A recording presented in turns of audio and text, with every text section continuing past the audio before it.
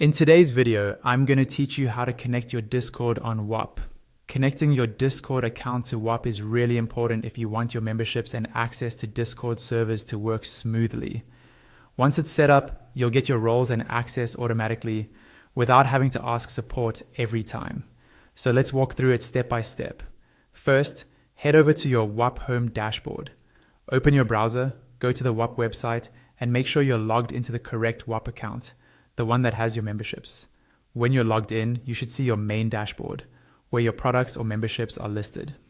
Next, look for the small gear icon on the page. This gear icon usually represents settings. Go ahead and click on that. It will take you to your account settings, where you can manage different parts of your Whop profile. Inside your settings, you'll see a few different sections. What you want to look for is the section called Connected Accounts. Click on Connected Accounts to open the page where you can link other platforms to Whop. On this page, you should see a list of services that can be connected. Look for Discord in that list. Once you've found Discord, click on the Add button next to it. This tells Whop that you want to link your Discord account to your Whop account. When you do this, Whop will redirect you to the official Discord login page. This is normal and secure because Discord needs to verify that it's really you before it allows the connection. On the Discord login screen, click into the field where it asks for your email or phone number and type in the email address or phone number that's associated with your Discord account.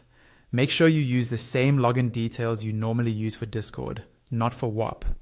Then, move down to the password field and type in your Discord password carefully. Double check it to avoid any typos, especially if you're copying and pasting. Once both fields are filled in, click on the Login button. After logging in, Discord may ask you to authorize Whop to access certain information, like your username and servers, so it can manage your access. You should confirm and allow that, and then you'll be redirected back to Whop. At this point, your Discord account should be successfully